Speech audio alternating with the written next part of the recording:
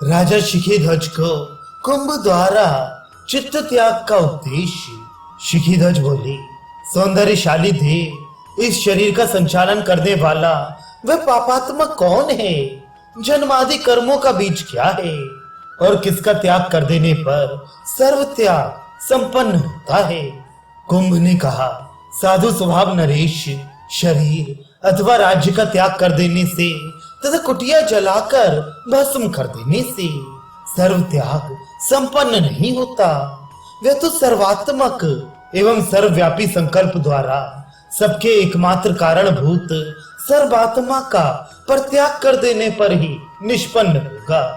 शिखीध्वज बोली, समस्त तत्व ज्ञानियों में श्रेष्ठ कुंभ, अच्छा ये बतलाइए, आपने जिस सर्वथा एवं सर्वथा त्यागने योग्य सर्वगत एवं सर्वात्मक वस्तु का नाम लिया है, वह सर्वात्मा किसे कहते हैं? कुंभ ने कहा, नरेश्वर, आप चित्त को ही ब्रह्म, चित्त को ही पापात्मा पुरुष और चित्त को ही जगत जाल समझिए। ये चित्त ही सर्वात्मा कहलाता है। महीपाल, जैसे वृक्ष का बीज वृक्ष ही होता है, उसी तरह मन ही राज्य, देह और आश्रम आदि समस्त वस्तुओं का बीज है। अतः सबके बीजभूत उस मन का परित्याग कर देने पर सबका त्याग स्वतः ही सिद्ध हो जाता है। भूपति, उस मन के त्याग अत्याग पर ही सर्व त्याग का होना ना होना निर्भर करता है।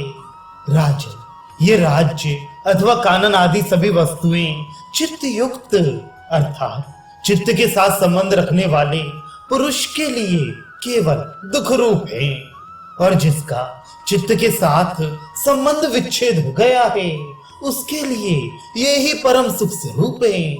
जैसे बीज समय पाकर वृक्ष रूप में परिणित हो जाता है, वैसे ही ये चित्त ही जगत एवं देह आदि आकार धारण करके सब में व्याप्त हो रहा है।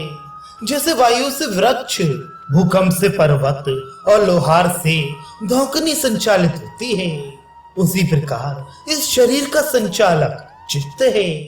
राजन, इस चित्त को आप समस्त प्राणियों के उपभोगों का, जरा मरण और जन्म आदि देह धर्मों का तथा महामुनियों के धर्मों का अटूट खजाना ही समझिए। चित्त ही अपने संकल्प द्वारा जगत तथा देह आदि विविध आकार धारण करके सब में व्याप्त हो रहा है। महीपति, इस प्रकार चित्त ही सब कुछ बनता है।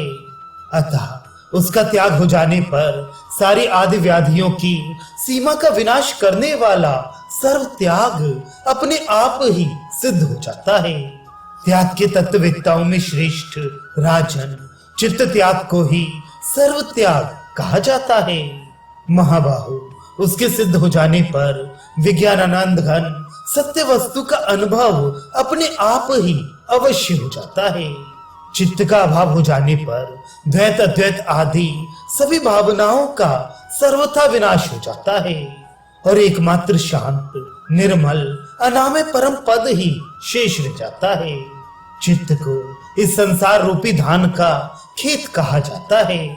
जैसे जल ही तरंग रूप से दिख पड़ता है, वैसे विचित्र चेष्टाओं वाला चित्त ही अपने संकल्प से भाव और अभाव का आकार धारण करने वाले पदार्थों के रूप से परिणित होता है।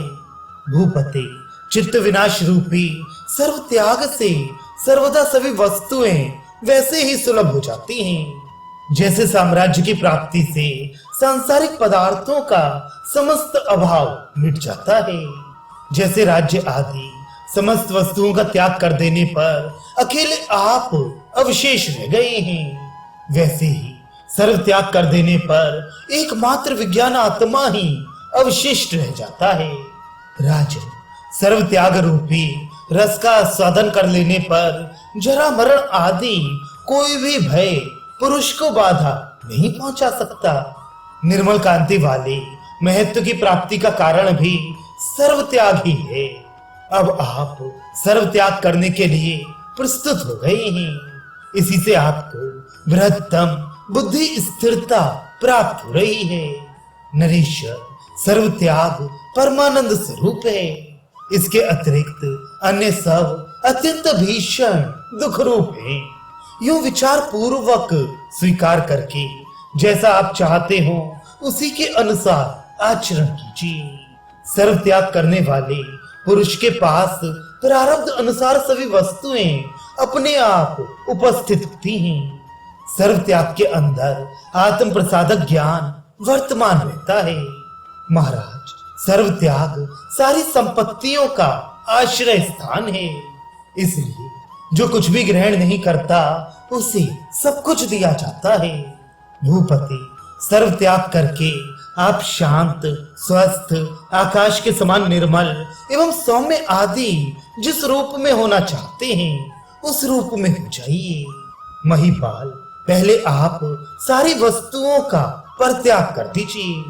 तदनंतर जिस मन से उनका त्याग किया है उस मन का भी लय कीजिए। फिर त्याग अभिमान रूपी मल से भी रहित होकर जीवन मुक्त स्वरूप हो जाइए।